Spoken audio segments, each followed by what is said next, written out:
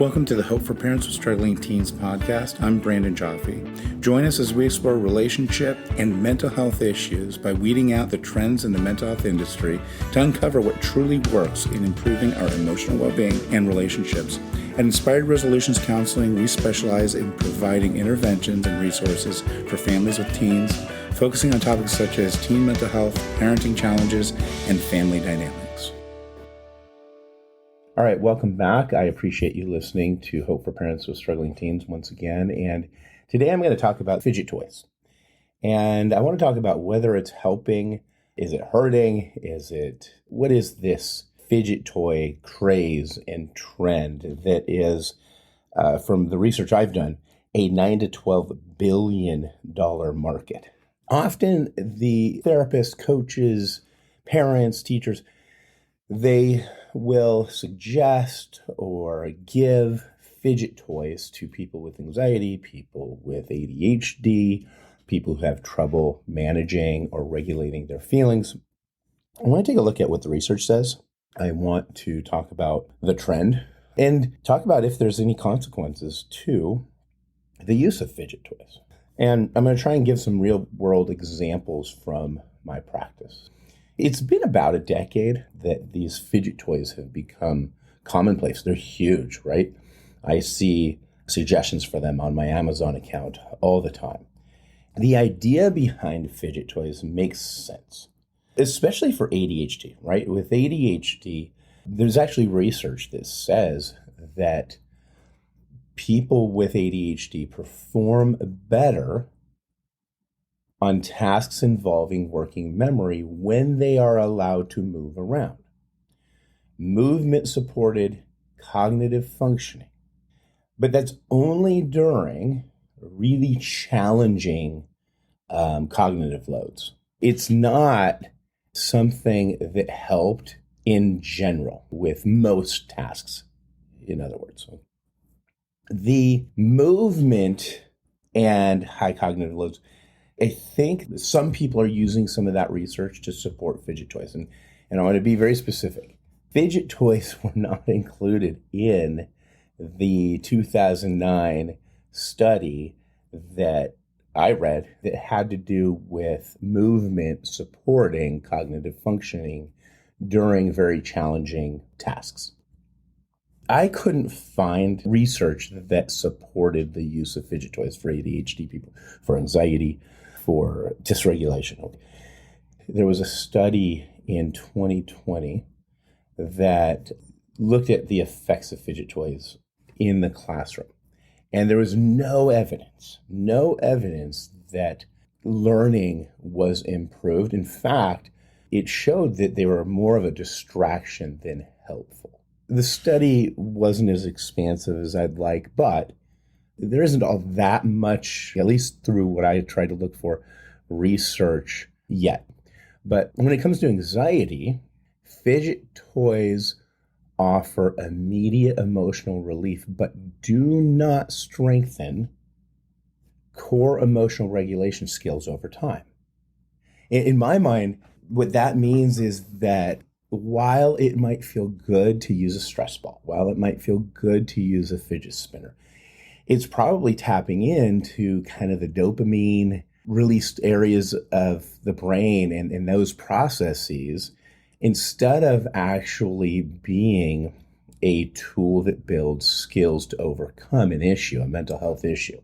Okay, and that's important because, look, two of the most powerful tools for immediately relieving mental health issues are alcohol and drugs, but nobody would say that those are good, healthy, long-term fixes for mental health issues. Now, from a neurobiological standpoint, individuals with ADHD often have deficits regarding the dopamine reward system. So they are going to be more vulnerable to seeking out stimulation and pleasure, and they are more likely to avoid difficult, frustrating, boring circumstances. And so while a fidget toy in and of itself, a spinner or a squeeze ball or a cube, might seem harmless, I would argue that it might be unintentionally reinforcing that instant gratification loop that people with anxiety, ADHD, and emotional dysregulation issues seek out in unhealthy ways. Let me put it this way. If I have a deficit, an issue, I need to build my ability so that I can make up for it. If I have an issue with paying attention, well, what I need to work on is being able to pay attention. And a part of learning to pay attention is sitting in uncomfortable circumstances where I can't feed that fix that I want for stimulus. And so I would argue the last people we want to give fidget spinner things to are ADHD people who are not skilled at sitting still. Now, there's a balance, right? I'm not saying that we shouldn't make accommodations. I'm not saying that we shouldn't be empathetic to what they're dealing with and make accommodations in school and accommodations at home that help them perform better immediately. But we should also be encouraging them to build the muscles, so to speak, that are weak. We all have weaknesses. We all have strengths. And when you have a weakness, you work on that. It's like building a muscle in the gym. Look, if I have, let's say, a knee injury, I don't want to work it to the point. The doctor never says, hey, go break your knee trying to get it strong again, but they will give me a methodical, slow way to build up the muscles, to strengthen the tendons. And as I heal, they want me to build that weak part of my body so that I can use it. I'm oversimplifying it, but we should have the same outlook when it comes to things for anxiety. You don't have an anxious client come in and say, hey, what I really want you to do is avoid anything that makes you anxious and make sure that you feel comfortable all the time. That's going to fix your anxiety. What that's going to do is that is going to help them learn to avoid their anxiety, not learn to overcome this difficulty that they have where things that shouldn't make them anxious make them anxious. You both want to figure out, well, why are these anxious feelings coming up both neurologically, biologically, mentally? You want to figure out what is going on where I'm experiencing anxiety that is inappropriate for the situation, but then you also want to learn to cope with the feelings of anxiety. And so the research is not supporting fidget toys or stress balls. It's just not, especially for anxiety. In 2006, there was a study. It found that sixth graders who used stress balls demonstrated minor improvements in on-task behavior, but no gains in academic achievement. In other words, fidgeting may have kept their hands busy in the moment, but it did not enhance actual learning. So again, what they found is kind of like if you're observing, and some of the self-reflection was that it felt good and in the moment, it felt like it was helping, but it didn't actually give any benefits. And there was another study in 2020 that reviewed the effects of fidget toys in the classroom and found no evidence of improved attention or learning. It made a note that in many cases, the toys themselves became additional distractions and also could cause problems between people. Even though it wasn't significantly negative, there were some negative effects, but what they were testing did not reach a significant level. It was the opposite. Again, it is really important that we understand that fidget toys may feel good in the moment, and you might get reports from people that they're working. That does not mean that it is actually working. And again, it's tapping in to the dopamine reward system in the brain, which people with mental health issues, whatever they may be, are particularly vulnerable to. And so anything that offers quick stimulation and instant gratification is usually not a good long-term fix for mental health issues. Okay, the fact is overcoming ADHD, anxiety disorders, major depression, all of that. It is a lot of work. There are no instant fixes, including medication. I don't care what anybody says. It's just there are no instant fixes, and good therapy doesn't feel good all of the time. In fact, a lot of the time it feels very uncomfortable. We don't ever want to reinforce instant gratification loops. That is the antithesis of helping people with their mental health issues, whatever they may be.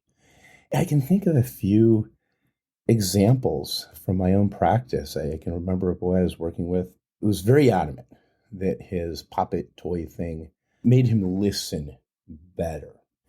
This was somebody I was working with for ADHD, and they were very insistent that some of these quick fixes were working. And so when we went over their grades, what was interesting was we kind of tracked the period of time that he chose to use the poppet, and we discovered that he was retaining less information, getting more negative feedback from the teacher, but he felt better during that period of time. And as we kind of peeled back the layers, he was less bored.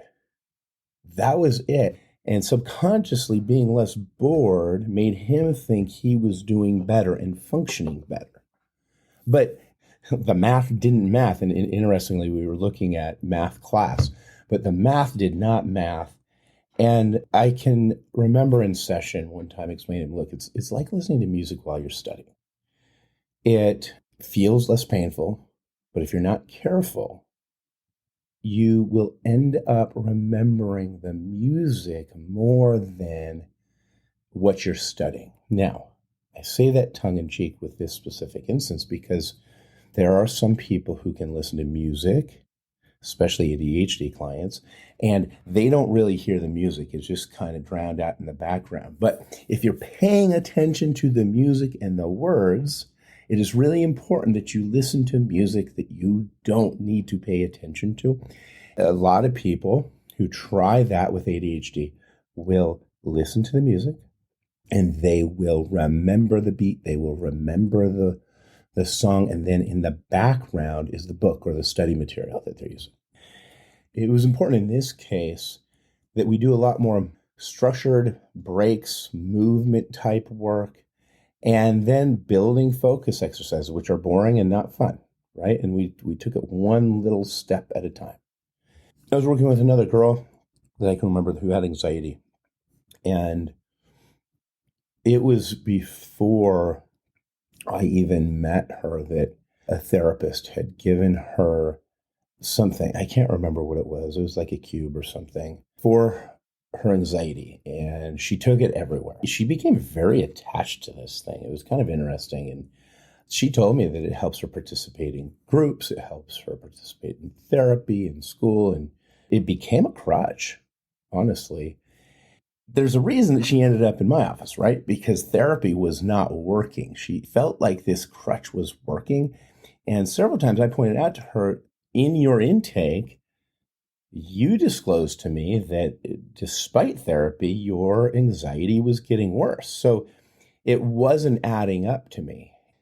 As we explored more and more, I didn't have her get rid of the fidget thing immediately, but we started reframing some of the fears she had about being judged and some of the experiences that she had that led to her pretty deep and profound anxiety, especially socially. So it was interesting because she felt comfortable throughout the day. This is what we figured out. She felt more comfortable with it during normal experiences, being in the car and everything else. And she had convinced herself that it had been working, that her anxiety had gotten better, but she couldn't give me instances where with the fidget toy, she had actually overcome a situation or even challenged herself with a situation that brought on significant anxiety, and she got through it successfully. So it was really interesting because she reported that she needed this thing, but the things that she was participating in were still bringing her anxiety. But then it's created a situation where without this fidget toy, she was even more comfortable. But again, when I got her to compare that discomfort to before she had started with this fidget toy, what was interesting is all it did was create a lower baseline for anxiety during normal situations, but then a higher baseline for her anxiety during the situations in question that were a really, really big issue. So it was interesting with her because, again, because of this fidget toy, we had another anxious barrier to break through and to build on. Without that, we were still dealing with an anxiety disorder, but now we had to deal with the anxiety disorder and help her remove this thing that felt good to hold, but wasn't actually helping her in life. And so that was a really interesting case to kind of unravel. And then I can also think of another client. It was a young boy, and they actually came to me because a teacher had banned this person from having his little fidget toys in the classroom. And the mom argued that her son needed this. It was the only thing that kept him from running around the room and running amok and causing trouble. And so we started tracking. And I would agree that right now, during the season that I met them, this spinner toy was a motivation for the child to not be disruptive, which is great. I'll give him that. I don't think it would have lasted because already before I started working with them, the disruptions had gone down when the fidget toys were first introduced, and then it started going back up as there was more time between the first introduction of the spinner toys, right? So what I think was happening was it was novel, it worked for a while, but it wasn't going to work in the long run. What was also interesting, though, when I dug into whether or not it was helping with his performance in terms of learning, the learning went down again. And I talked about that phenomenon earlier. And so in session, we talked about other less disruptive strategies to involve movement, breaking tasks up, working on working memory, understanding sensory issues, and then basically challenging him to take small steps towards being engaged for longer periods of time. Whether it was because of the ADHD or not, there's a whole defiance issue going on as well. And I know people on both sides will say, well, the defiance is their responsibility is not because of the ADHD. And then other people will say, oh, well, the defiance is not his fault. It's all because of the ADHD. And it's somewhere in the middle and we can't measure it. And so I break it up because it's two different issues that we need to work on. We need to work on the defiance, and that involves parenting and family group work. And then we also need to work on the strategies to help him learn. And so that was an interesting case because the family, especially the mother, was just dead set on basically this teacher is so evil for banning these fidget spinners. And, she didn't know what she was doing and just thought that it was the most evil thing to happen to her child. And in the end, the family did not allow the child to have fidget spinners as a coping mechanism. And so, look, this topic is something that people are going to be dead set on. And if you go by the self-reporting, it seems like fidget spinners are the next most magical mental health tool. And I guarantee tons of therapists, probably every single life coach out there is going to be on board with the fidget spinner craze. But while I'm not saying that they're bad, I think that they can unintentionally get in the way of emotional and cognitive growth, especially for people with ADHD, anxiety issues, and dysregulation issues. I think that people who have those issues and those disorders, they have to learn to build sustained attention and focus without crutches. They've got to gain frustration tolerance. They have to work on distress tolerance. They have to find ways to self-soothe internally. And if executive functioning skills are a weakness, like a muscle in the body, You have to work on it and build it regardless of the disorder that you have been diagnosed with. And so I think that fidget tools maybe have a place if you're using them strategically with the understanding that it's temporary, it's not going to be constant. And I think that maybe if they're paired with other coping skills training, and I think that it's important if you are going to utilize these fidget toys to keep an eye on kind of dependency patterns. Is it becoming a crutch? Is there an intervention that needs to happen because it's becoming relied on too much? And I would always make sure that you're prioritizing gradual skill building rather than instant fixes. And if we're the adults and parents and teachers and people trying to help the kids, well, we need to be modeling emotional resilience and encouraging emotional resilience, not, again, the quick fixes. Look, fidget toys, they're here to stay. I know that. And they do provide short-term relief for a lot of people, but they are not building resilience. And they are not helping people thrive more. And the research says that it's not. And it's not helping people get grounded. It's not helping them learn the skill of becoming grounded when it's really important. It's not helping people learn to deal with feeling uncomfortable. True strength is building these skills, learning to deal with emotional discomfort. And so, like many things that I bring up on my podcast, I challenge all of you who listen to me to start a new conversation about this fidget toy craze and this trendy thing, and question therapists who are using it as a part of their practice. Because again, at least in the research that I did, and I am not the end all be all to any research, but based on what I've read, for the sake of this podcast, the science isn't there. The research does not support using fidget toys for ADHD, for anxiety disorders, and for dysregulation. So let's just be honest. There's no quick fixes. And when you have something, that shiny new toy, both figuratively and literally, there are probably some consequences that come up with trying to use that shiny new toy for an instant fix. So I hope this helped. I hope I didn't offend too many people with this podcast. And if you go to inspiredresolutionscounseling.com, you can tell me what you think.